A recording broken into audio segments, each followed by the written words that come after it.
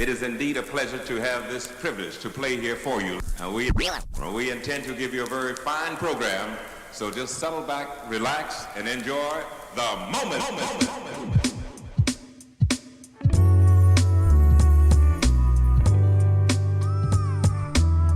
Good morning. Good morning, good morning. Mic check 1 2, mic check 1 2. Good morning. We got a lot to discuss. Closer. How y'all doing? How y'all feeling? The lighting is a little wonky, a little couple shadows, but we're gonna work it out. We have a very, important show today. It's an important live stream. It's important to, always keep this live stream hyper local, hyper focused on Charleston. Good morning, Whiskey Neat. Am I coming in clear? But it's also important to make sure that one thing that those who watch my live streams and follow my content, one thing that I've been consistently critical of is this homogenous version of Charleston that's often peddled. It's the only version of Charleston that's largely recognized. It ignores the diversity that exists here. And me being born and raised in the New York metro area, me going to undergrad in the New York metro area, me living in Philly for 10 years, which is extraordinarily diverse as well. I know this, and pretty much everyone knows this. This is not a discovery, but you know that the world is way more complex. The world has more flavors, more colors, more textures. Good morning, Justin. Good morning, Nicole. And so sometimes, though, when we talk about news and current events here in Charleston, they can tend to be very, very, very like the coverage is very homogenous. It's very white. And so what I want to start working toward is I want to start working toward building out content that's reflective of the actual communities that live here, especially when it comes to Latinx communities, when it comes to Black and Brown communities of color, the Black and Brown communities, especially post Maria. We're seeing how climate has impacted regions in ways that lead to shifts in the way places and regions, leading to shifts in demographics. And so I want to cover the Cuban story, but the only way I really felt comfortable covering the Cuban story was to enlist a voice that has connection to this area, and it also has deep roots in the Cuban community, in Cuba itself. So that's the only way I felt comfortable, and I want to do that with, if I can, I want to do that with covering what's going on in South Africa. I want to do that with what's going on in Haiti, and so that's the challenge. I'm trying to get up for it. Good morning, D. Bartlett. Good morning. It's good to see you. Thank you for all your support this week too. Shout out to you. So yeah, I sent out the newsletter last night. Shout out to y'all. Shout out to my subscribers, yo. Y'all really have been opening and responding to the newsletters I'm sending out, especially the evening newsletters. A lot of folk didn't really care about the environmental one. I ain't gonna lie. But the newsletter that went out teasing this live stream, like everybody opened it, and the previous one covering Mint, everybody opened that. And so that's really good to see.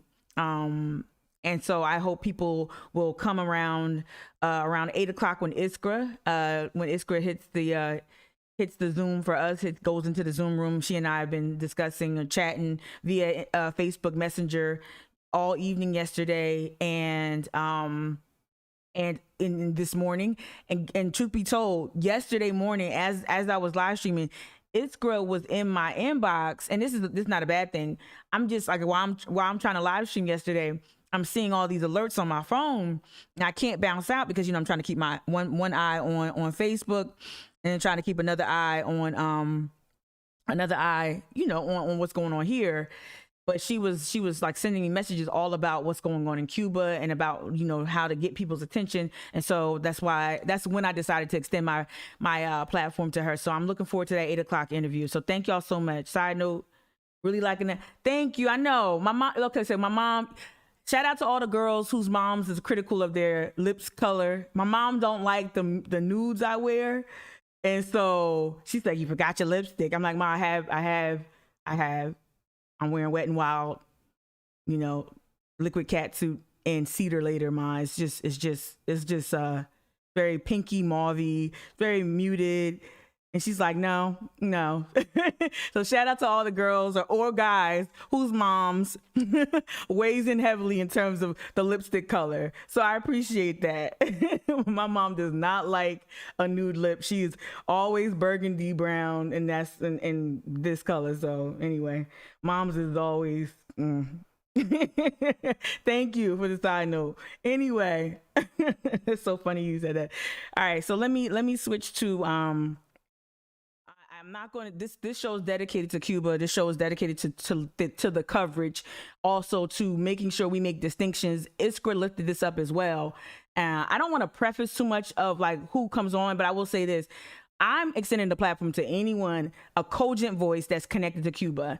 Politically, if you don't agree with it, I'm not an umpire calling balls and strikes. But if you take exception to anything discussed on this show today, you engage with the issue, you engage with it the best way you can. I'm going to make sure, only thing I want to do is make sure that I'm fair and I'm honest and I'm reaching out to voices that are connected to this issue. And I'm going to make sure I do my darndest to not use corporate media coverage of what's going on in Cuba, what's going on in Haiti, what's going on in South. I'm going to try my darndest to find media outlets that are actually reporting the news as it's going on the ground in these places, because we've seen mainstream corporate media really do a horrible job reporting on this issue. And so I think Iskra is an extraordinary voice to leverage. I've had Iskra on my Women's March stage. I've known Iskra since I worked with the Center for Women. In the newsletter that went out that teased this show, that promoted her appearance on this show, I included some of her personal story that was captured by the College of Charleston, all about her roots and how she ended up in this country. And so it's her story alone qualifies her to offer her perspective. And I don't want to ever preface any guest on here. Only guests you'll never ever see on my show are white nationalists, white supremacists, things of that nature, people who don't have a cogent political point of view. I'm not going to do what some other outlets do in terms of, because a lot of people in my inbox like, I want to see you go toe to toe with us. I don't want to do that. I don't want to do that fake kabuki theater. I don't want to go up against the racists. I don't want to go back and forth and try to prove my humanity, or like I'm not interested in that kind of content. I'm interested in hearing different voices that might disagree with me. Oh, absolutely. But what we're not going to do is, like, I just wanted to say that, just get out there, because I know the Cuban issue is complicated, as evidenced by BLM's post about Cuba, which I believe they missed the mark. And not because somebody had to tell me that. I knew before they posted what was coming out. And I said this yesterday, African Americans have a very complicated relationship with Cuba, going back to Castro. We have a very, very complicated relationship. Complicated meaning that a lot of African Americans view the Castro regime as a friend of Black people. I myself don't have that. I never romanticized that, seeing what happened after the revolution, and it's complicated. It's very complicated. And African Americans have a very complicated relationship with like Minister Farrakhan and the Nation of Islam. So it's not clear cut, but hopefully we're not trying to give you convenient answers. That's one thing I've told you. If I've told you once, I've told you 1,000 times. That I'm not interested in giving you convenient takes so you can feel good and like, okay, Tamika said this, so this is what I do. I'm interested in giving you facts, and you process that, you do the work, you unpack it, and you fall where you fall on the issue. But I'm not interested in giving you something that's convenient. I'm not going to tell you how to feel about an issue ever. And so that's something to keep in mind. So let's just go ahead real quick and look at the front page of the Post and Courier. The only story I care about is this one right here, right to the right above the fold. Front page story. All right, Gullah Geechee group hires new leader. This is a very familiar face. Of course, they got Adam Parker. If you didn't know Adam Parker was a white man, you would never know Adam Parker was a white man if you just read his articles. Like if you just read, and that's not a compliment. That's not a compliment. He covers all Black issues, Black history, Black culture. They refuse to find a black writer to cover these issues, these cultural issues, for some reason. But anyway, I'd say all that to say, shout out to Victoria Smalls. Y'all know Victoria Smalls from her work at the Penn Center, and you've probably seen her on many a show talking about Gullah Geechee heritage and the culture. So this is the so Smalls aims to make education a top goal for cultural corridor. So the story reads as follows. The Gullah Geechee Cultural Heritage Corridor has named a new executive director to run its nonprofit group dedicated to preserving and promoting the cultures and traditions of Black people in the rice-growing regions of the Southeast. She's the Gullah. Good morning, Anna Marks. The Gullah Geechee Corridor is in capable hands with Victoria. So shout out to her. Thank you, Nicole, for your comments on Twitch. Thank you. If you're watching on Facebook, let me know in the comment section that you're watching on Facebook. If you're watching on YouTube, I ain't equipped yet. We're getting there. Not equipped yet, but shout out if you're watching on YouTube. Shout out if you're watching on Facebook. Shout out if you're watching on right here on Twitch. All right. So that's the only story. Check that out. Use your library card. Go ahead and read that story about the new Gullah Geechee corridor hire and learn more about Victoria Smalls and her work. Okay? All right, so let's just jump into the Cuban issue because we got 20 minutes before Iskra hits up the Zoom room. All right, I got my Zoom. Yep. There. So we're gonna right here. This is the first coverage that I really sat down and watched on Democracy Now! A few days ago. This is Danielle Montero. I know I'm trying not to butcher Spanish names. But I thought this clip right here from Democracy Now! Was very informative. Then we're gonna go to PBS NewsHour. I believe on the 12th they did it. Actually, you know what? Let's do PBS NewsHour first because that coverage, like, it gives you a timeline. It gives you like how things started over in Cuba. Let's do that first. In Cuba, police are out in force tonight in the capital, Havana, after thousands of protesters rose up Sunday. They took to the streets across the country in the largest demonstrations against communist rule in a generation. Nick Schifrin begins our coverage.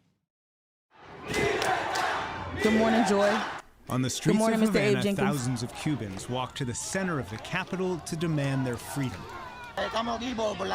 We are here because of the repression against the people. They are starving us to death. We have no house, we have nothing, but they have money to build hotels. Sound familiar?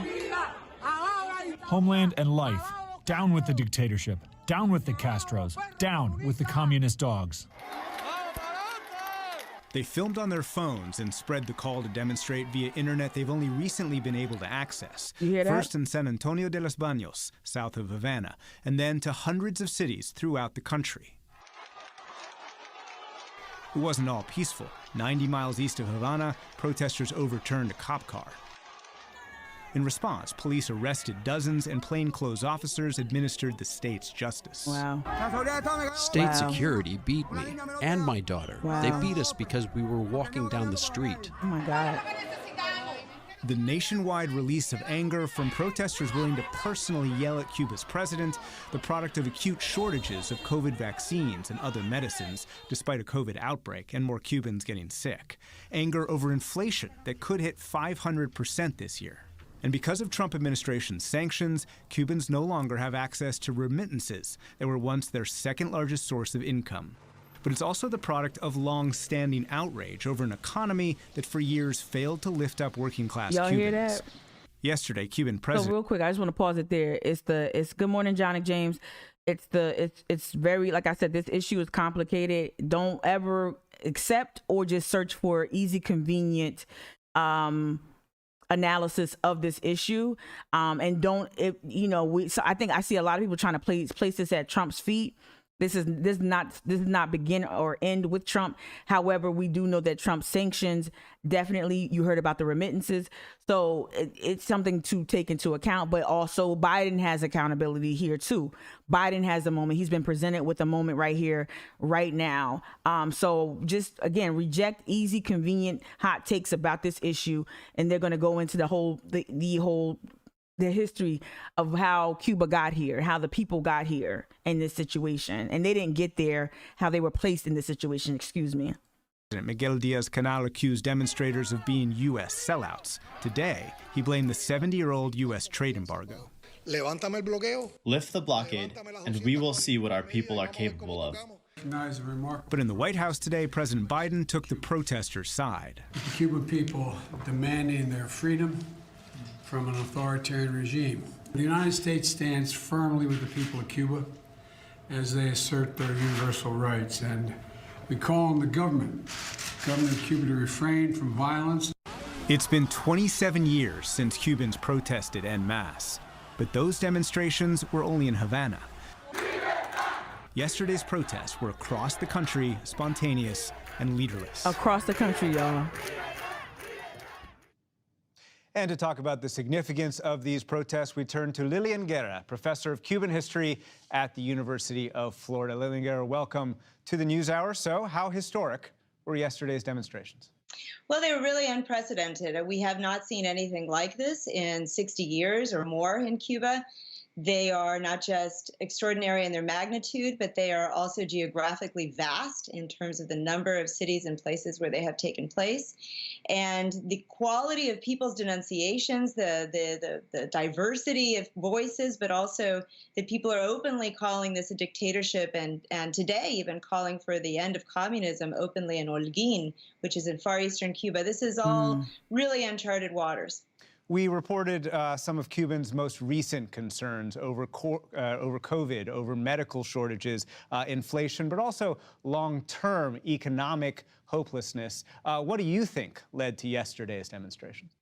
I think this is a culmination of 3 decades of the Cuban government making reforms that really have most served its own stabilization and consolidation of control over the capitalist sector of the economy that was created by the Communist Party in 1991, really because of the collapse of the Soviet Union and the need to do something to maintain power.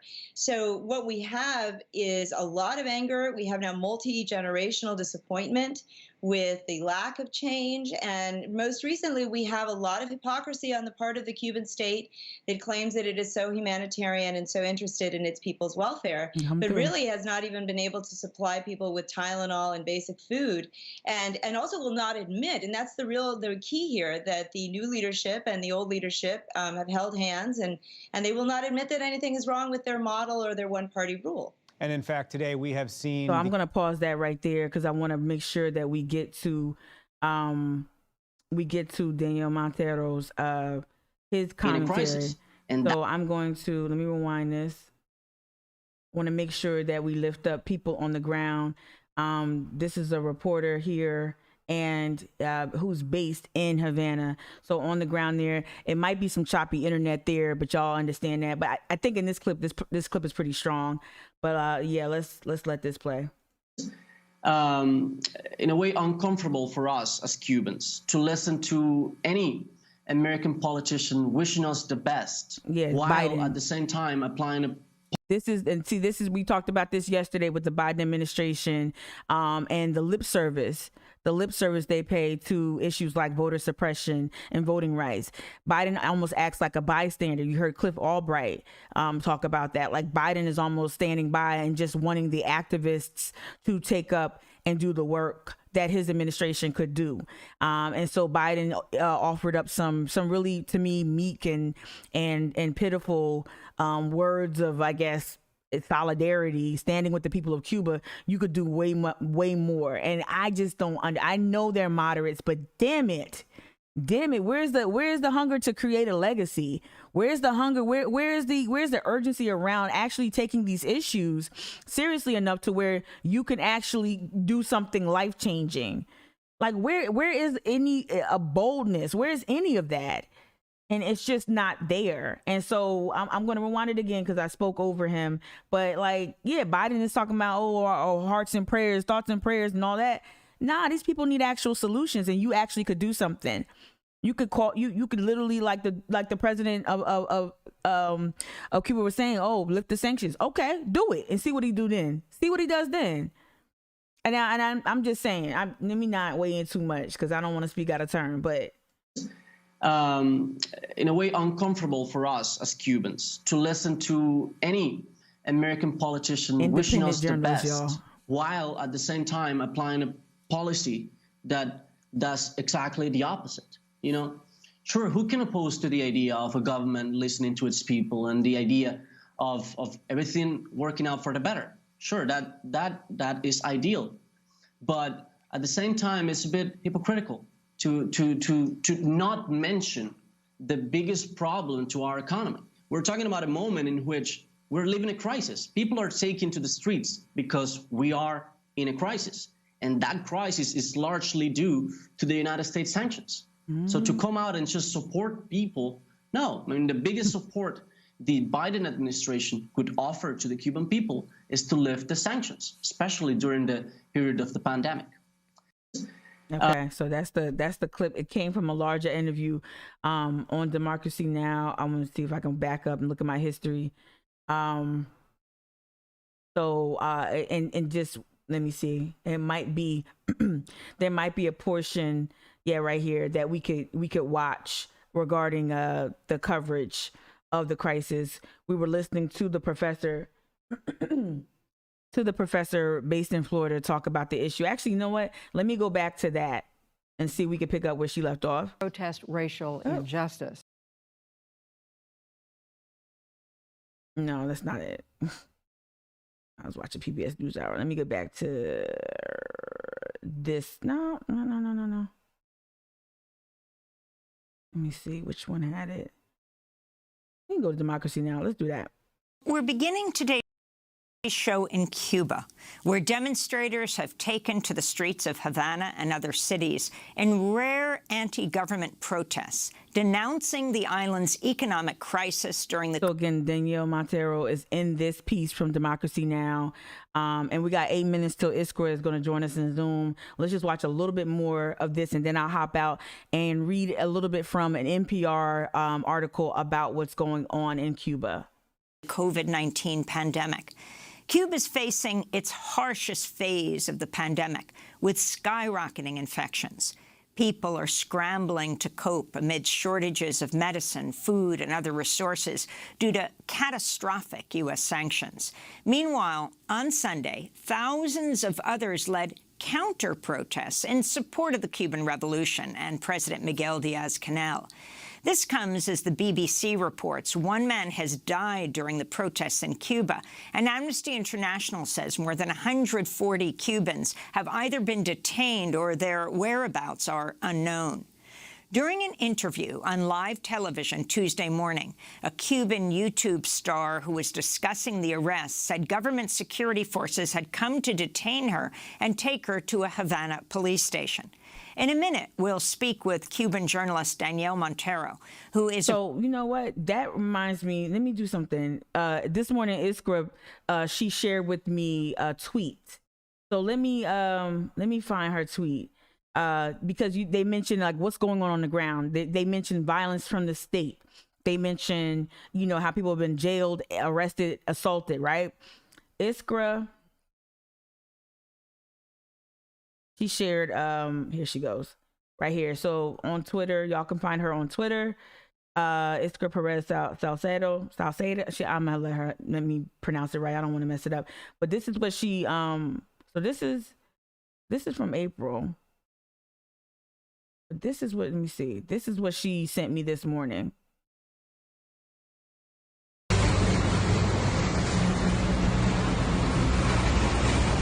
This is the type of intimidation that the residents are facing. So this is what people are seeing. And remember, the police came, well, you might not know this, but the police came at various points in this protest throughout these communities, the police would come through and tell the folks that they can't come out. They said it was because they told them, oh, it's COVID.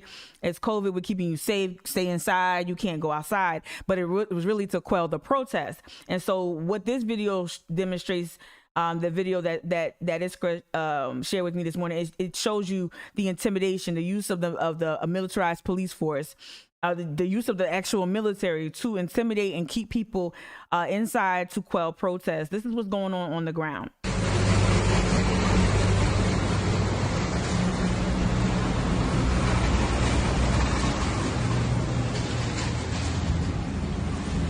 ¿Cómo hacen labores? ¿Y comen asado? That's just bananas.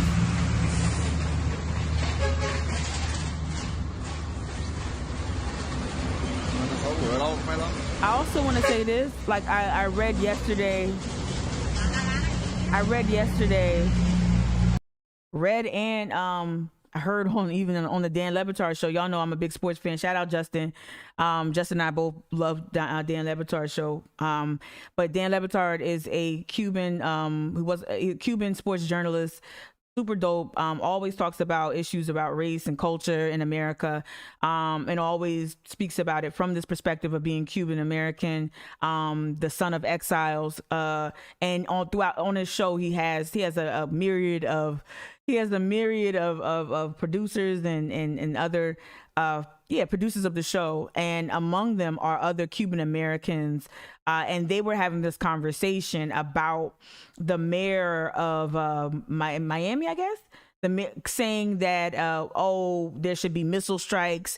The Biden administration should be using the military airstrikes, and it was Danielle Montero. Got 4 minutes.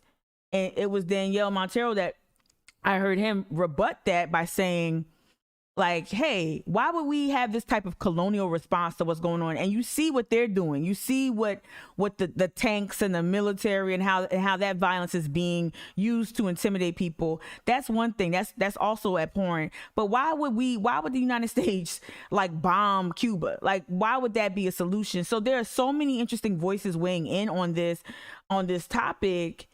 And it's just really, it makes you scratch your head hearing an elected official here in the United States who is serving the Cuban community, Cuban American community, advocate for bombing, advocate for warfare.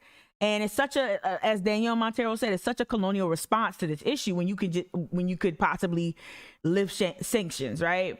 It's really crazy. And like, why would we? I don't want to see that.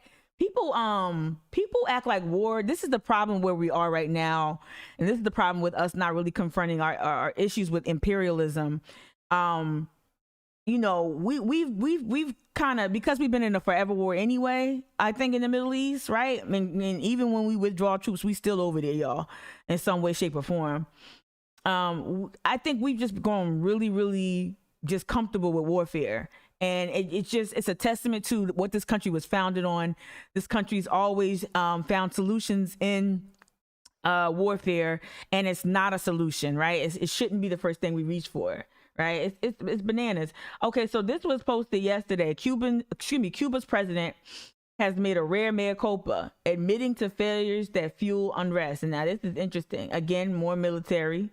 Right? A truck of Special Forces police that's parked outside National Capitol building in Havana. All right. So that was taken from July 14th.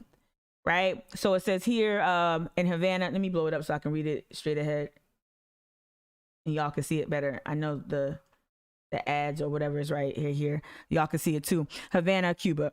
Cuban President Miguel Diaz-Canel, for the first time, is offering some self-criticism while saying the government shortcomings in handling shortages and other problems played a role in this week's protests. But in a televised address on Wednesday night, he also called on Cubans to not act with hate, a reference to the violence that occurred at some of the rare street demonstrations in which protesters voiced grievances over high prices, food shortages, and power outages. While some people are also called for change in the government. This really also makes me think differently about, like, you know how like a lot of folks from here and other places in the world go to Havana, still patronize Havana, Cuba, still go and visit Havana, right? They still engage in tourism over there. And one thing that came to my attention yesterday is that all of that, and this is when I say sound familiar, it feels a little bit like Charleston. In no way am I trying to diminish what's going on in Cuba, and what's going on in Charleston is not exactly like Cuba. But in terms of the tourism being so robust, right? Oh, Iskra's in there. Tourism being so robust. All right, Jared, if you watching, I did my hold on one second. We're gonna time out. Jared, I started the virtual cam if you're watching. All right. So I'm gonna start the meeting. But I started the virtual cam already on this end. Let's see. Open.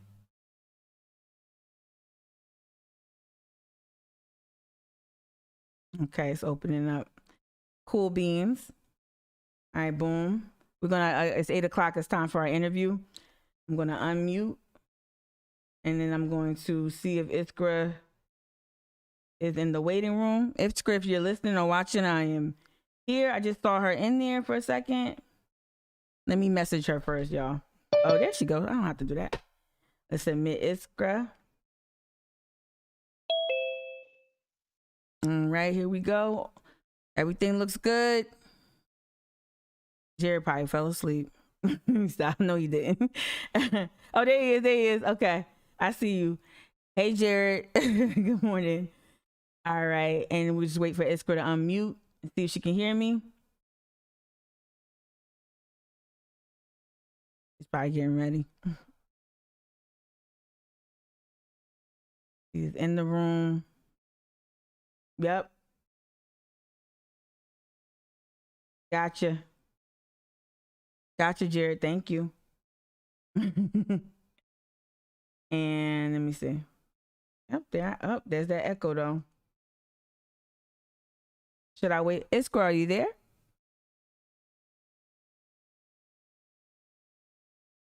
I heard the doot doot. So I know the volume is working.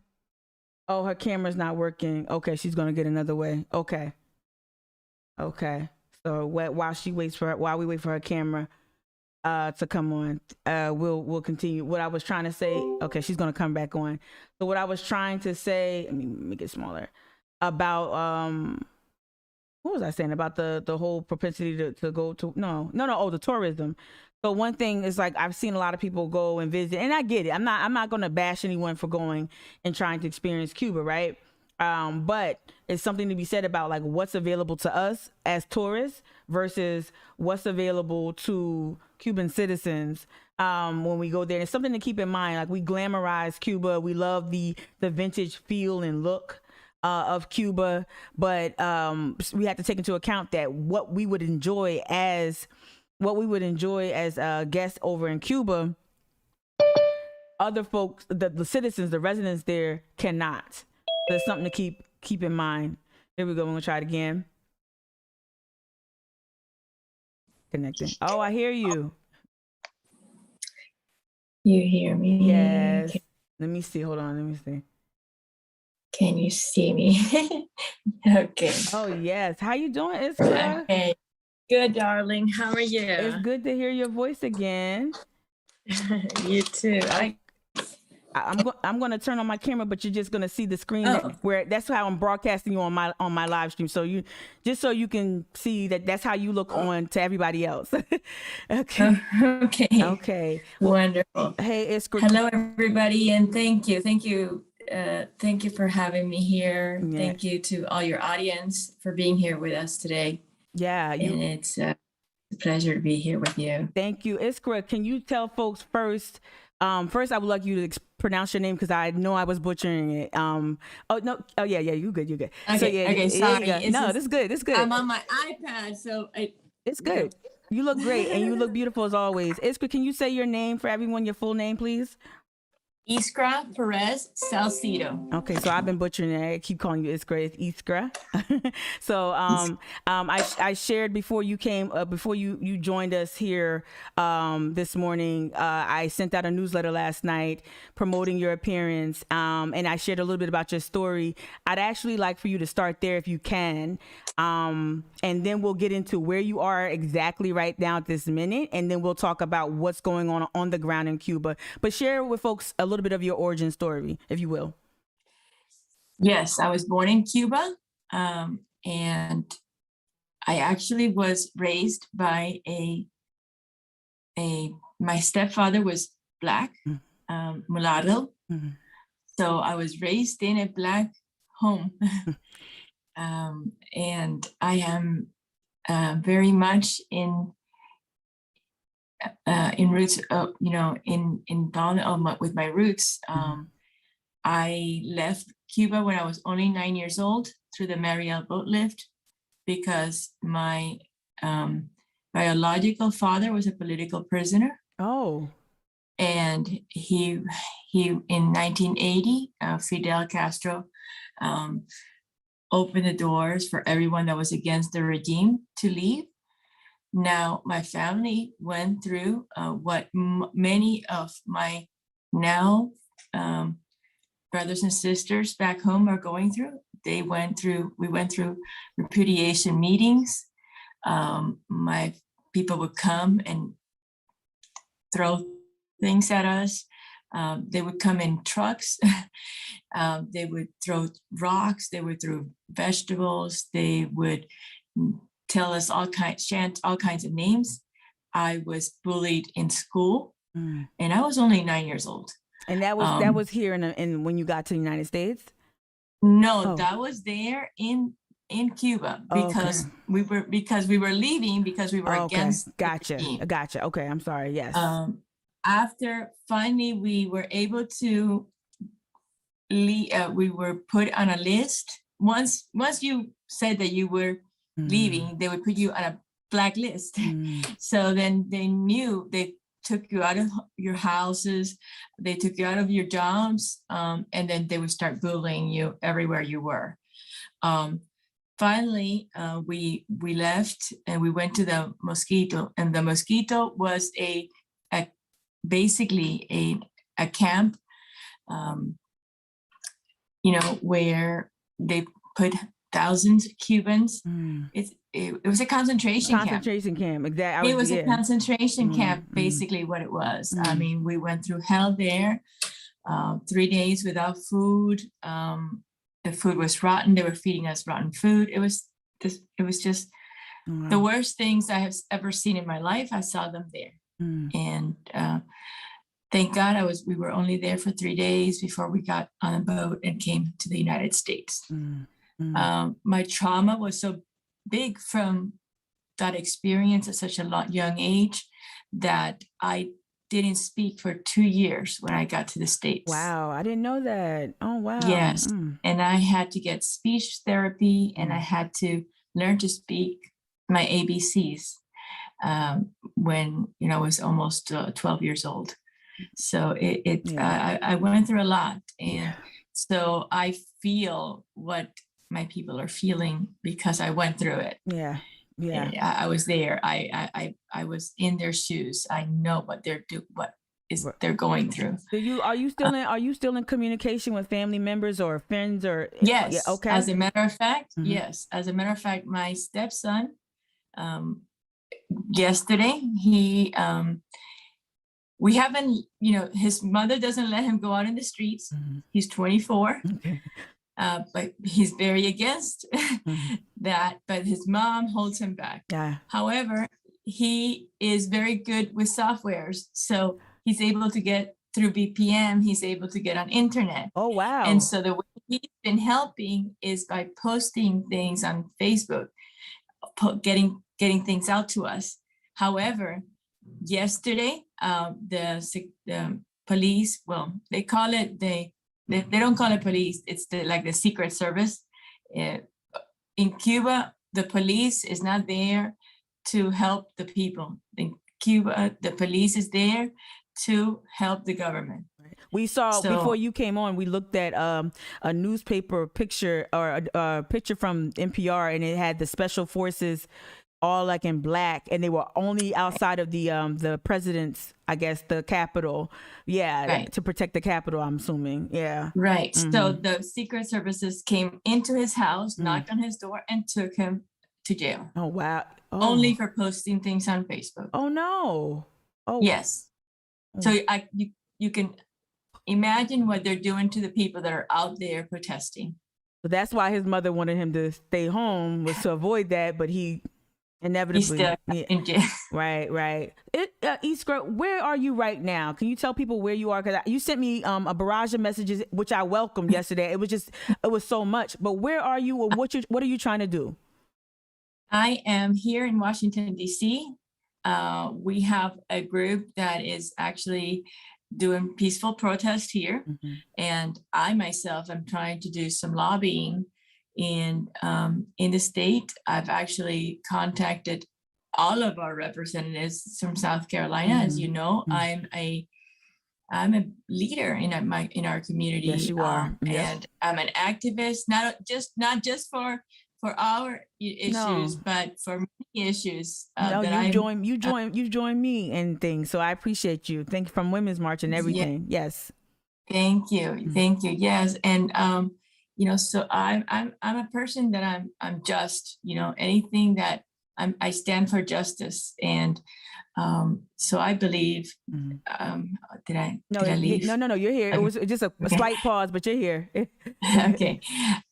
So I believe that the United States needs to step up. We are not asking for them to, number one, and I want to make it very clear. Number one, we're not asking for them to lift the embargo or the sanctions on the government, on the Cuban government. There are reasons for those sanctions and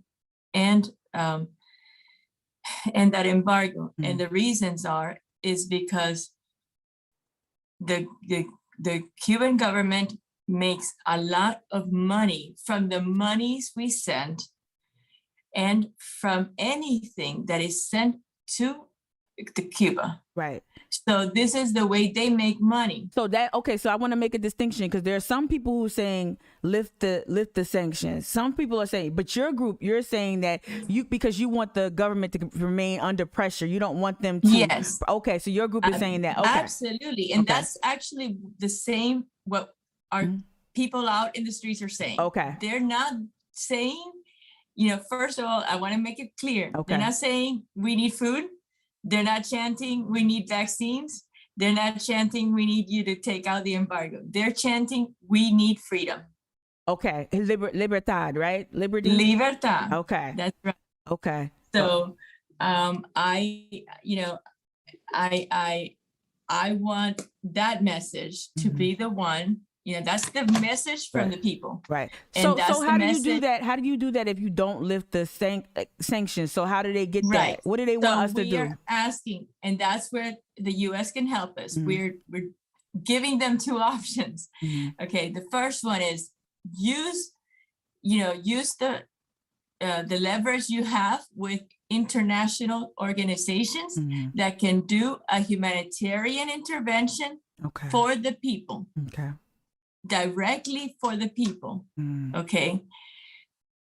We, the Cuban community, have sent that last year we sent 4 containers full of donations when we had the hurricane. Do you know what the Cuban government did with those donations? They stole the donations, and they within 72 hours, they opened MLS stores, which are stores that you can only buy in dollars. And they are selling it to the people. Those are our donations. Okay, that selling it back to people. To our people. And they're making money from it. So what do you? So when you say you want things to stay, the embargo to stay in place, you also. So are you personally in favor of the Trump sanctions with the remittances and whatnot? Because but some people on the ground are saying that that has really hurt them. Is that not true? No. In your perspective? No, that's not true. A lot of us, we have family there. Okay. We are still sending money. Mm-hmm. There are other ways to send money that it doesn't have to go through the government. Okay. Okay. We have found ways to cut through government and still send money to our people. The issue right now is that even with money, people can't buy anything. There's nothing there. However, because this government is inefficient, they don't let people have their own capital. They can't have their own businesses. Mm-hmm. They can't produce anything, and when people have a little bit of something, they sanction them. Mm-hmm. So it's a no-win situation here for the people. So let me ask you this, because and people are lifting it up in the chat that we started off with some other reporting, not corporate media, but independent reporting. Do you acknowledge that there are Cubans that feel differently? Like it sounds like yes. Okay. There is a small population that feels differently, and I know that a lot of them are doing some lobbying here in the United States. As a matter of fact, and I know there are some, and believe me, we've done our research. When we have researched these people, they have very tight roots with the Cuban government. Okay. So that's how you've seen it. Okay. I got you. Yes, a lot of them want to take Americans to Cuba for tourism. And they were making a lot of money when Obama opened up. So that's what I was going to ask that, because when that baseball game happened during the Obama, that was very controversial, and there was a moment when I remember I'm remembering the baseball game. It wasn't just about that; it was about the legislation. But I remember the MLB going, and it was like I heard a lot of Cuban Americans from like the Florida side say, "You're normalizing this regime by going over there and having this fun game and acting like it." So you're saying that that's actually hurting the tourism, and the legitimizing of that regime is hurting. Right. Okay. And I want to explain, because I was for opening up when Obama did it. I did. Yeah. I thought, you know what? We've been doing it the same way for so long. Yeah. Let's try something different. Okay. Let's see what happens. So for those 2 years, what happened was that the elite people that were with the government, they got richer. And the people that were against the regime, they got poorer. That's exactly what happened. And let me tell you that as soon as Obama got on that plane, the Cuban government was talking bad about Obama and all the things that he was saying to the people. Wow. All right. So let me ask you this question, and I know you don't have all the answers, but I wanted to, and again, I want to acknowledge that, and I said this leading off, that I know not all Cubans are monolithic, just like all Black people are not. We don't, right? So there's different sides, but I wanted to ask you, because you are connected to this community. You come from this community. Your story is built is filled with trauma that you've already shared with us. So I value your opinion, and so I want to know, what does liberty look like? Does it mean ending communism there? What does it look like? How do you bring about change? They want this regime to leave. Okay. It's been 62 years, and so this is not. But even though there's no Castro name, so you're saying this is still part of they're in the back. They're behind the scenes. Okay. They made it look like they went. They went through before Obama, and this is why Obama opened up. They went through this whole, facade, and, made the world believe that they were changing. Okay. This was somebody they put in place, but the Castros and their new generation of Castros are behind the scenes. They manage everything. There are three main forces that in Cuba: the political, the finance, and the justice. And so all three of those pillars are being managed by the Castros. I didn't know that. Not just by Raul, but now by their sons and by Fidel's sons and by Fidel's nephews. Okay, so the power, So the family's still very influential. it continues. It's a continuation. So how could you said earlier, America has to step up. In your opinion, what does that look like? So it doesn't mean lifting the sanctions. I want to say that I'm going to just let you know how I feel.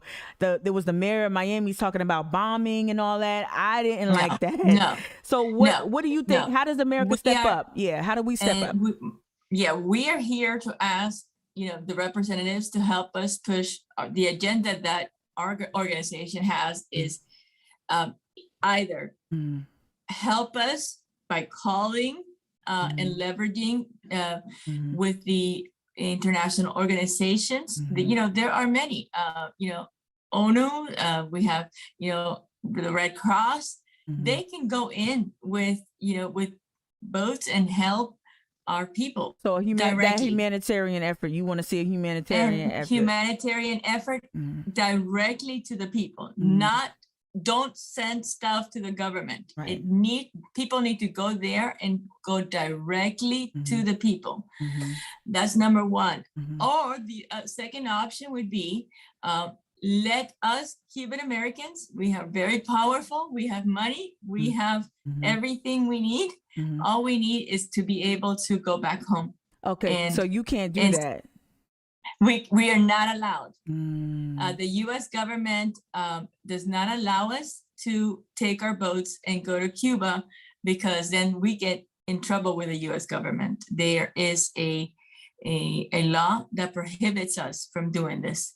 So we want to take provisions we feel frustrated because everything they need, we have it here, and we're not allowed to go take it to them. I think some people don't realize that the house that sever, like how they've severed that. We know that we can't just jump over and we can't go to Cuba if we wanted to. We can't just hop on a flight. We'd have to, I guess, go to Canada, I think, and then go or some other place. But I think people don't understand how much Cuban Americans who've come, people who are exiles, we don't realize how that connection to the country has been severed. And that's a big deal. So I really think it's important that you told me just now, how it is living there. Someone in the chat, and actually Kia in the chat, thank you. It's not even she didn't want to be disrespectful because she brought up what Pitbull. Pitbull has been very vocal, and Pitbull brought up how Jeff Bezos, the richest man in the world. I don't know if that's I don't want to diminish this fight, but are there celebrities or people like a Jeff Bezos that you're looking to help, or are you just saying no? We just want to what is your take on the whole celebrities weighing in, Pitbull and others? We've had a lot of people stepping up. I have to admit, a lot of people have stepped up, but we need more help. Absolutely, we absolutely need more help. We also the second day, they took out the sanctions, the internet. The internet, so, I heard about that. Yeah, so we have no internet. So we're asking also, I know there's a way through satellite that we can get internet to them, because that's the only weapon. We have no weapons. Yeah, they have no weapons. They have no way to fight the government. They have, and they have no way. And that's how they the only thing they have is sending videos to us so that the world knows what's happening there. So, and this morning I shared the tweet that you shared with me. I shared that before you hopped on Zoom. So they're using encrypted apps and whatnot to send little videos from their cell phone to folks over here to get the message out. That's right. Yeah.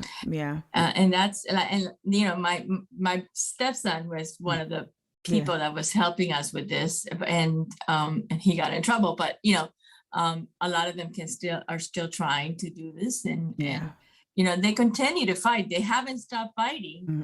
The issue is that we're not seeing the live streams because they don't have the internet. That's the first thing they did was shut them down. Okay.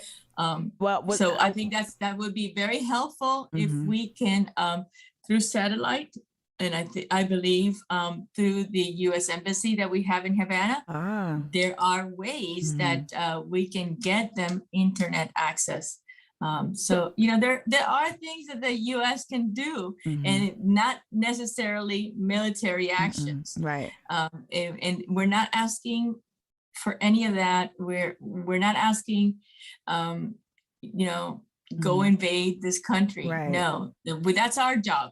It's, you know, Cubans need to take care of Cuba. And now we're asking is, let us do that. I'm going to tell you that's where, now that line right there, that's where the parallels, that's where I completely agree. Let Cubans take care of Cubans, empower the people to take care and come up with their own solutions. I couldn't agree more. There, we have some folks in the chat right now asking, how can they help? Like, what's a way that folks can help you or help a larger cause that maybe you represent? How can please folks help? All we need right now is support. I know a lot of people are asking, you know, can we send money? Can we donate? No, right now, the biggest thing you can do is support this cause. We want support from everyone, from all the communities, from all of our representatives, because we need to leverage this up to the president. He has the power to do more than what he's done, which is basically nothing. Yep. All he said was thoughts and prayers, pretty much. Yeah. Exactly. So we need that's all we need right now, because if you send money or if you send donations right now, the Cuban government is going to take it. It's not going to go to the people. So right now, we're not asking for that. Okay. Maybe at a later time, we might need that once we have the ability to send it directly to the people. But right now, what we need is for support. Okay. We're asking for support from all of the communities and from all of the representatives. I have been here. I've been trying to get meetings with representatives, and unfortunately, I have not been successful. I only got into Tim Scott's office, and for that, I wasn't even able to get a one-on-one with him. But at least I got in there. I do need more support, especially from our representatives, and our organization has you know, people. Cubans are all over the United States. It's not just South Carolina or Florida, right? Or Florida. So we need representation from all of the states, not just Florida. Right now, only the Florida representatives are on board, and that's not going to cut it. That's not going to cut it. Yeah. So you know, somebody in the chat, we have one of the viewers asking, like, so you're based in Charleston. That's how I know you. I knew you through Charleston.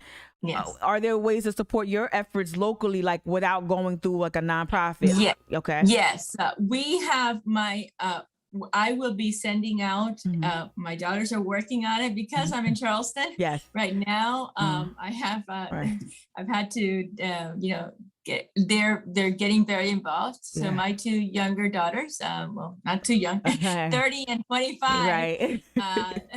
They're in Charleston, and they're doing a peaceful march. We're setting up, actually trying to get the city to give us the permits, and figuring out where we're going to have it either Saturday or Sunday. Okay. So I will be sending that information to you. Okay. And go out and be with the Cuban people. Right.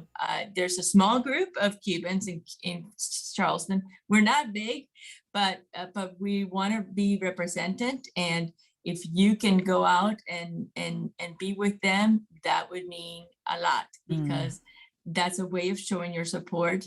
If you can call your representatives, that's important, and also, ask them to help us, that would be very, very good as well. I commend you on your fight. I know that it's hard organizing in the South from any color. Like it feels like the South. You know this, Iskra. You know this because I'm from New Jersey, and we've talked. Yeah, it's really hard. That's how we bonded, y'all. If y'all want to know, like we bonded because it was so like we're just trying to do things here, and we seem like we kind of get locked out of certain space. We're not gonna say no names, but like, but I admire you because you keep fighting and you keep lifting your voice, and I think that whatever it is, I think that you will succeed, and you are successful. You are doing it, and so I just commend you on your strength, and you always do it looking really pretty too. So I'm like, I don't have that down yet. I put some lipstick on, that's it. But you always do it, looking amazing with grace, and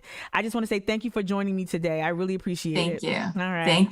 Thank you for having me. Thank you to your audience. And, what I'm going to leave this with you all, when I ask, when I find news that I don't understand, I go to the source. So please, if anyone has questions, or please, I'm here to answer them. Okay. Our community is more than welcome to answer anything you need to know. But come to Cubans. Don't go to Americans. Don't go out. I hear you. Because there's a lot of misinformation out there, unfortunately. Yeah.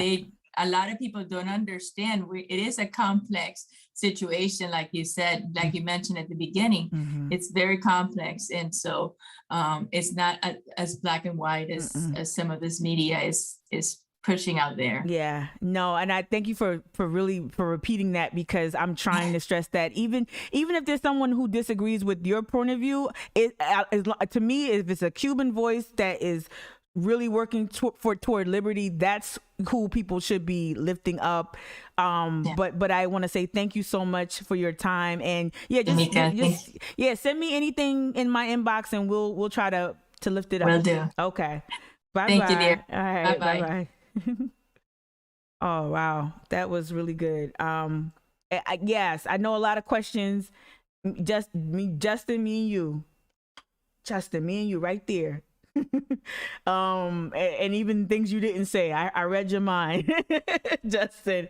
But no, back to what I said again. I wasn't trying to over preface or I didn't want to play up anything or any side. Honestly, y'all, I grew up in a place, and I know y'all get tired of me saying this, but I grew up in a place where journalism and media, right? Because they're not one and the same. I grew up in a place where there were so many different perspectives and so many different voices, and it's just not here. And I want to do that. I want to talk to as many Cuban Americans as possible, as many Asian Americans. When I lived other places, I had access. These were my coworkers. These were my roommates. These were my classmates. These were my, people I managed. Like, I just don't get that here. And so this is my first step into just having this conversation, or having these conversations with people who don't look like me, who don't talk like me, who are not from where I'm from. And I just think it's very important to lift that up, for real. It's just really, really, really important. And I wanted to, Iskra's always fly, like seriously, it's like crazy. I wanted to, just in case you didn't read my newsletter last night, in case you didn't click on things, I stumbled as Iskra was reaching out to me. I found this story. It's like a narrative. It's like not a narrative. What do you call it? It's like a first person narrative. Her account of her experience as one of the people from the Mario boat lift, as she mentioned in the interview. I'm going to bump it up again. So this is Iskra. She's a little girl, I guess around that 9 years old that she was talking about. And she gives her story here. So if you have subscribed to the newsletter, click on the link, where it says Marriott Boat Lift, and then you'll be taken to this College of Charleston. And you'll read her story. It outlines her upbringing. She referenced having a Black step parent, you know, and just, you know, speaks to her diversity, speaks to her past, and it's really a harrowing story, regardless of what you agreed to. Thank you so much, Hills 80, is it 85? Thank you so much. Regardless of what you took away from the interview, you know, the story is wild. It just is eye-opening, and it's a lot there. It's a lot. So a lot of the things she referenced in our interview, she touches on when giving her account of her experience, right? The family splitting up, the concentration camp, the final voyage, the rescue, you know, all of that, right? So she talks about it, and I think it's very, very important to lift up her story and her perspective, and how she's choosing to engage in this issue. So yeah, that was a lot. Let me see what y'all said in the chat here on Twitch. Hey L, I'm gonna call you L. Says yes, always have been so complicated. Another perspective to create picture. Got to hop off, but appreciate the conversation. Well, thank you, L. And yeah, oh Hillary. Oh hey Hillary, you finally made it. Hey Hillary, you finally made it. Welcome to Twitch. It's not that hard. It wasn't that hard. Hopefully it wasn't. But yeah, Kia, thank you. Justin, thank you for weighing on the conversation. And it's okay to ask critical questions. I tried to do that. Was more interested because, like I said, Iskra was very adamant while I was on live yesterday. Just a lot of messages like, how can you help me? Help me. I said, I can help. I can offer my platform. And so I'm so proud and grateful that we chose to do that. But other than that, I just wanted to present. But I wanted to go back to what Justin lifted up, because I think, I'm trying to go back to that. And of course, there's like a crane outside my window. As soon as yeah. Dang, it's not even 9 o'clock. All right. So if you hear the scissor lift, I wanted to go back to this interview right here, right? From the professor. I want to play more from this. Injustice. Because, let me see. Oh, that was it. Let me see. Yeah. Because there was something very interesting that she mentioned in terms of like the diverse voices. I don't want to take it back too far to what we've already seen, but I want you to listen more from this interview, because this was fascinating to me. The perspective, and then another counter perspective enters the chat, and we need to honor, or we need to hear a lot of sides of the argument so we can really understand the situation. And I want to lift up, as Iskra said, I want to lift up Cuban voices. I'm super interested in Cuban voices, just like with Black issues. That's why I started off talking about the Gullah Geechee corridor news and the newly appointed executive director, Victoria Smalls, and how I wanted a Black person, a Black journalist, to cover that story. I want Black editors to weigh in from publications and from newsrooms. I want them to weigh in on these issues. And so when you seek out content, try to stay away from NBC, MSNBC, in terms of if you really want to get a grasp on what's going on, and try to seek out those voices like a Danielle Montero or other voices to really understand the complexity of this issue. But let's go back to this interview real quick. This is the professor based in Florida. But really has not even been able to supply people with Tylenol and basic this food. Is where we largely and also will not admit, and that's the key here, that the new leadership and the old leadership have held hands, and they, as Iskra just said that, right? That the new leadership and the old leadership are like this. Iskra says that. Will not admit that anything is wrong with their model or their one-party rule. And in fact, today we have seen the Cuban government blame the United States for these protests, also shut off some access to the internet. Do you believe the government is willing to make some of the changes that are required to respond to those longer, more medium and long-term concerns expressed by the population? I think that they are very unwilling. In April, the Cuban Communist Party held its latest Congress. They said at the Congress that they were very committed to the idea that social media and the internet and all the means by which Cubans are... I'm going to pause it right there because I want y'all to look. I'm going to keep playing it, but I want y'all to get that handle at Lillian Guerra. I can't, y'all know. I can roll my R's, right? I can say, mi amor. I just can't say certain R's, but follow Lillian if you can. If you see that, that at Lillian I ain't gonna try it. I can roll my R's though. I don't know what's going on. Are expressing themselves are an affront to the nation, that they are anti-Cuban and that they are a source of subversion. So I want to do a timeout. We need an intervention, y'all. Twitch peeps.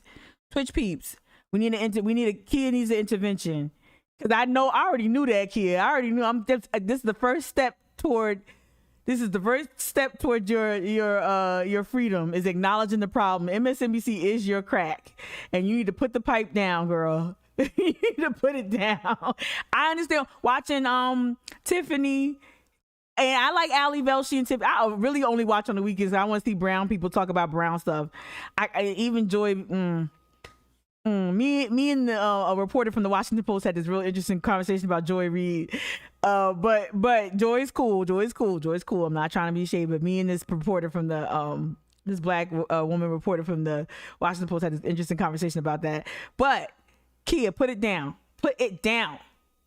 You got support. We got you, sis. So that was several months ago, yes, but so far the tune has not changed, and the storyline has pretty much gotten narrower as Miguel Diaz-Canel has gone on television to accuse those protesting of being vulgar criminals, of being mercenaries, and none of that is believable. The people who are protesting are your neighbors, the people you know. There are people of all backgrounds, and the diversity of that community of Cubans in every place that they are protesting makes it really difficult for this to be discredited according to the traditional means. Candidate Biden promised to lift some of the Trump administration actions on Cuba. The Biden administration is close to finalizing its Cuba policy. Let me play you a clip from an interview I did earlier today with Mike Gonzalez. He's a Heritage Foundation senior fellow who says after these protests, the Biden administration should not open up to Cuba. I think this is now off the table because it will be widely seen, and it will. So this is Iskra. So Iskra is in this camp of this gentleman right here. Iskra is in this camp. He doesn't believe you should lift the sanctions, right? So you have the professor has one point of view, and now you have this guy. Let me rewind it again. I'm sorry. I know y'all probably like, we just saw it, but let me just rewind it a little bit here. Close to finalizing its Cuba policy. Let me play you a clip from an interview I did earlier today with Mike Gonzalez. He's a Heritage Foundation senior fellow who says after these protests, the Biden administration should not open up to Cuba.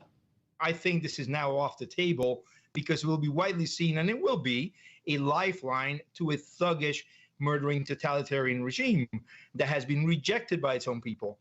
So I don't see how Biden can now send back an ambassador or lift the punitive measures that Trump imposed. Lillian Guerra, what do you think the Biden administration should do following yesterday's protests? I really think that they should do the opposite of what this gentleman just suggested. If he were to take a position of loosening the embargo or doing the kinds of things that Obama did that really poked holes into it, that would really call the Cuban state's bluff. I mean, all I can say is that everything that is going wrong in Cuba is the result of the United States and the United States blockade, as they call it, the embargo. When Cubans on the ground know that it's really what they say is the internal blockade. I mean, that phrase has been used now for more than 30 years to describe the kinds of controls that the Communist Party exercises. And so I think we need to stop being the aggressor. We need to stop taking on the scripted role that has been our role since 1960, at least 1961. You know, it's time to be a radical friend of the Cuban people. And see, that's the thing. I think that's, in my humble layman opinion, because I don't want to overstep, right? And I want to respect Cuban Americans and Cuban national. I want to respect the people of Cuba, but that to me, like, I feel like there's a way to open up that country without acknowledging that government or without legitimizing that government. Now, we do not need America going over to another country and inserting ourselves and trying to remove a leader. We do not need to go down that rabbit hole, right? But there has to be a way to be, like she said, the radical friend to Cuba. But look, and think about what Iskra said at the end. How does America do that and speak directly to the people? Come out and do and maybe launch a humanitarian effort directly to the people. I know that's difficult. Like a country like the United States can lift the sanctions and then like they have to engage with the government. But to me, this thing can't go on. It's not we're seeing it's not sustainable.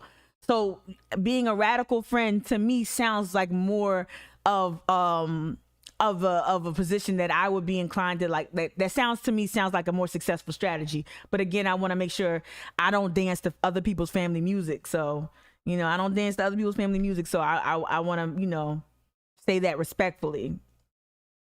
Even as we maintain our criticisms and perhaps some of our sanctions, certainly against the Revolutionary Armed Forces. And that debate over U.S. policy continues. Lillian, it's complicated. Thank you very much. Thank you. So that's what I wanted to watch, was that last part when you had the Heritage Foundation. I already know my eyes rolled all the way to the back of my head when I heard Heritage Foundation. I'm like, what? I was brushing my teeth. I'm like, wait, what? So yeah, it's just not cool. But let me see if I can find her on Twitter. Let me see. Oh wait, Twitter's already open. Yeah, I feel so much better today than I did yesterday. Yesterday I was just like, I'm still, I still got some issues going on, but I feel so much better. My therapist put me on some look at me, Evelyn, if you're watching this live or later, Evelyn, hear me out. This is not quackery, but it's not. But my therapist put me on some natural, I don't know, supplement, whatever. It's been working out good for me. I don't know. I've been feeling great. So here she is. Here she is right here. Cannot say the name. Greta. I can't. I'm going to follow her.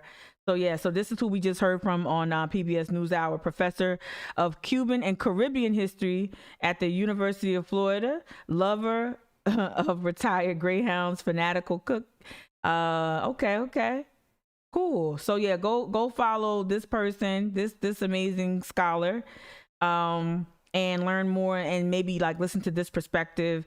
Follow Danielle Montero. Follow his current coverage. He's an independent journalist. And, part of the clip that we played from Democracy Now!, I know Iskra said that people, the need for food and medicine isn't great, but we did hear people say that we have no food. We heard firsthand people say that we have no food. We have no, who is a producer and journalist. So let's go a little bit into other parts of Danielle's coverage. Let's see when they speak to him. Here we go. The beginning here. Group Belly of the Beast. He narrated the report you just heard. Danielle, welcome to Democracy. Oh, pause right there. This is another group that you need to follow. Belly of the Beast. This is the independent news outlet that I believe he's the founder of. Belly of the Beast. They're on Twitter, and that's where I played that clip from this morning with Daniel. So Belly of the Beast. If you want to follow coverage and keep clued in, if you want to, sidestep MSNBC and CNN, and CBS and ABC, go ahead, the Belly of the Beast. Democracy Now! Can you start off by continuing? We're going to have a whole show on Sharpton, y'all. I got a complicated history, a complicated relationship with Sharpton, too. I do not watch that show. My mama and Kia are BFFs in their head because they both, you can't tear my mama away from Al Sharpton. And I grew up with Al Sharpton on the radio. So he was a fixture, especially on Sunday mornings. He was a fixture on urban radio right before I went to church. And so there's a space that he occupies in history that I think is important. He's a gadfly. He came to my college when I was an undergrad. He spoke. He set it on fire. He's a really good, rebel rouser. He's a gadfly, right? And that's where I've learned how to become a gadfly. But Sharpton, just talking about what's going on in the chat and Twitch for those who are watching. Others like, what are you talking about? What's going on in Twitch? We're talking about Al Sharpton and MSNBC. But Sharpton, yeah, would definitely has some criticism. There's some criticism that he definitely has earned. All right, let's proceed with the issue, though. To describe what's happening in the streets. In the United States, the corporate media here says that just anger at the Cuban regime has blown up and that thousands are marching everywhere. And then you have in Miami people marching as well. Can you give us your perspective on what's happening? And were you yourself detained? Thank you so much for having me.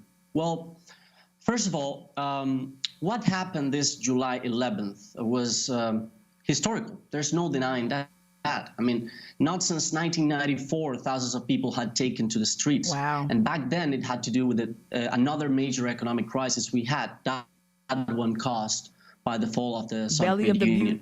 Belly of the beast, Cuba, y'all. Right now, a big number of things have combined. Like, we're not only going through the hardest moment of the pandemic in Cuba. We had been doing very well with the pandemic so far, but in the last months, things have not been well. We have thousands of cases. At the same time, there's big lines people need to do just to acquire the basics. There's no medicine. So all of these things have come together.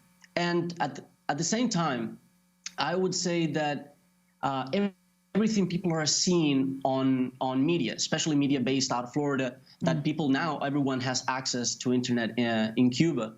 I would say that the picture they're painting to their audience is that one of a country falling to pieces, and that we need help from wherever we can get it. So I think that when all of these things came together, then this happened. Several cities across the country, people went to the streets, and of course the biggest ones happened here in Havana. I was in downtown Havana. I saw thousands of people there. They were calling for the end of communism. They were calling for a change. Justin. But the combination is interesting because when you hear the things they're saying when they sing together, it's all about the politics of it.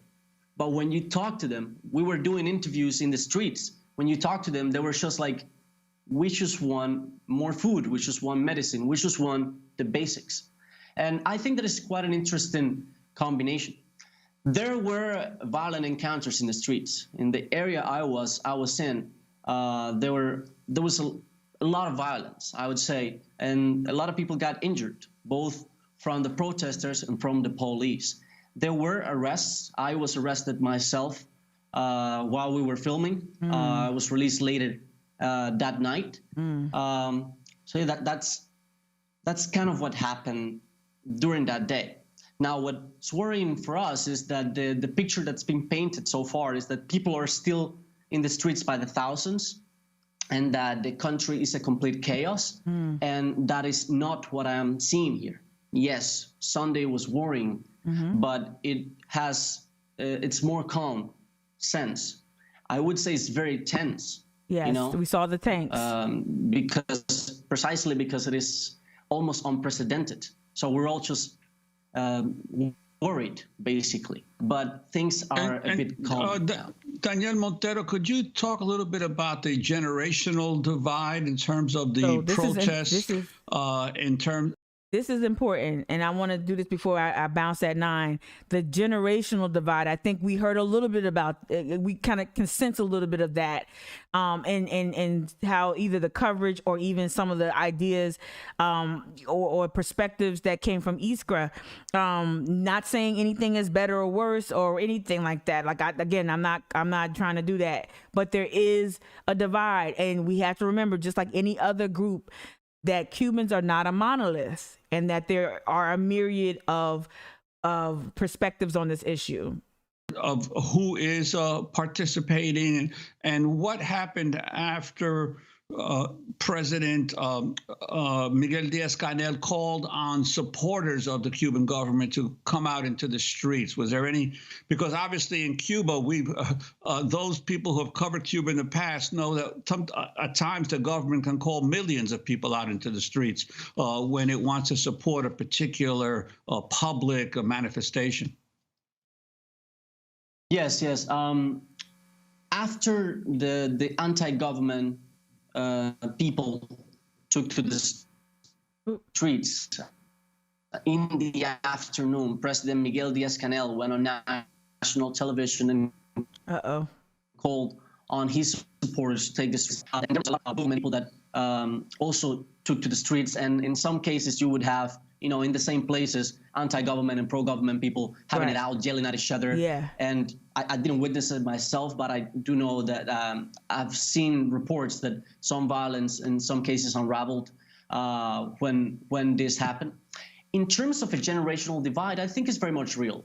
I think the younger generations, like mine, we're less worried about the ideology of our political system, and more about, you know, just having things work for all and better. And of course, an older generation, I would say my parents' generation. Even though it's choppy, what I'm hearing is he's more in line with the professor, Lillian, in terms of being a radical friend. Like, he's not as preoccupied or worried about the ideological differences that he may have.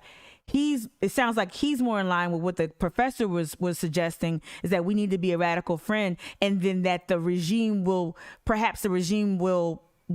in its influence will probably be weakened by making sure, like to Justin's point earlier, like how can they have a democracy? How can they experience, or not, I'm not saying that democracy is the goal, I don't want to speak, but how can they choose their leadership with an active blockade, right? And so you almost think that you almost have to remove the sanctions. Again, this is just one suggestion. You almost think that you almost have to remove the sanctions to even start the change. You can't neutralize the old guard with things being the way they are right now. So Justin, I saw that comment earlier, and you're right. There is this divide, and like younger Cubans, or even Cubans, I would even say like 40 or like, cause I'm 40 and a little younger, I think they think differently about this, and maybe even 50. Shoot, I mean, Dan Le Batard is 50. He's been talking about, he talked about going back and forth. He was more like Iskra with how he felt. But let me stop talking. I wanted you to hear this part of the interview, because this part was really important. Or my grandparents' generation, it's different. They look at all them black Cubans. Built what we're seeing now, what's called the Cuban Revolution. So I think they have more of a ideological commitment to government, and that is what we saw on the streets. Most of the people that went out, anti-government people, were younger, and then the pro-government people, you could say, belong to a bit older generation. Mm-hmm. And I wanted to ask you about the impact, this mention of the over 200 new sanctions that were imposed during the Trump era that the Biden administration has so far not yet rolled back. He ran on and also the COVID back. situation. There has been a resurgence of COVID, or a actual new surge of COVID in Cuba, but it's still relatively small from what I can tell. For instance, there have been about 1,600 total deaths since the pandemic began in Cuba, a nation of 11 million. New York City alone has had 33,000 deaths since the pandemic, and New York City actually has less people than the Cuban population is. So I'm wondering how big an impact has been this surge of COVID, and also could you detail a little bit more about these sanctions? What were the kinds of sanctions that Trump imposed that did not exist previously? Well, first of all, the Trump administration and what they did in terms of sanctions on Cuba, first of all, it came as a shock, because we had just come out of the year in those last couple of years of his presidency, and we were all very hopeful that this re-engagement policy, because it was having very good consequences on our economy, especially when it comes to tourism. And then tourism is one of the first areas in which you can see the consequences of what the Trump administration did. The tourism. They basically rolled out policies Obama was adopting, and they started applying more than 200 sanctions. Like tourism, if they banned cruise ships, they forbid flights to other cities that wasn't Havana. That had a toll on our tourism revenue. Then the other sanctions, like they applied an oil blockade. At some point in Cuba, we had a major oil crisis because the United States was stopping the oil that came into the country. And not just that, what the embargo as a whole means is that it is hard for Cuba, in many cases impossible, to do business with other countries, with companies. So that makes it very hard to access food, medicine, the basics. Now, when you bring that into a pandemic in which the Trump administration did not slow down at all, they actually increased what they were doing, these causes even bigger harm, because then the COVID response of the country was harmed by the policies of the Trump administration. And it is very important to understand that this war that the United States has been waging against Cuba, just because Donald Trump is no longer president, it doesn't mean it's no longer in place. Come on. Because I'm going to stop it right there. Go and tell y'all to go to Democracy Now! And watch this video. It's from, you see the title up top. We just want the basics, right? Rare protests in Cuba amid deep economic crisis, ongoing U.S. blockade, right? We want the basics. So I invite you to go and continue to watch this. And just like I said yesterday about voting rights, just because Trump's not in office doesn't mean that, oh, everything's copacetic. Nope. And I think, so in terms of how we engage, this is why it's important for us to lift up people, not politicians.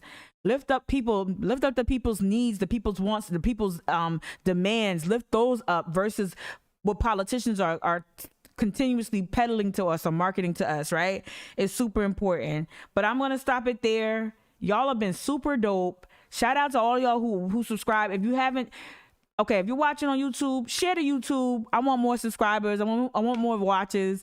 I got to be more explicit with what I need and want. But thank you for those who watch on YouTube. Thank you for those who watch on Facebook. Continue to share this content. Subscribe to the newsletter. I will start making the links available to how you can subscribe. But the easiest place to do it, the easiest way to do it is to go to my Instagram page, go to Charleston Activist Network Instagram or Mika Gazin Instagram. There's a link tree in the bio and you'll see how to subscribe to the newsletter.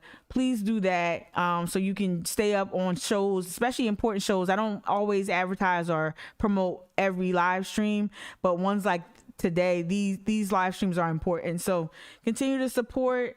Thank you so much. Y'all are just super dope in the chat. And we had no technical difficulty. Shout out to my producer. Shout out to my tech support, Jared.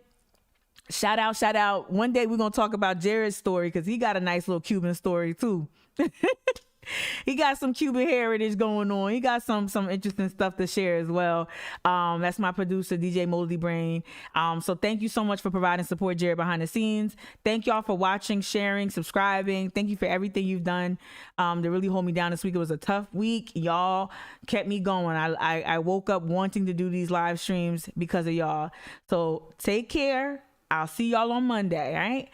Bye.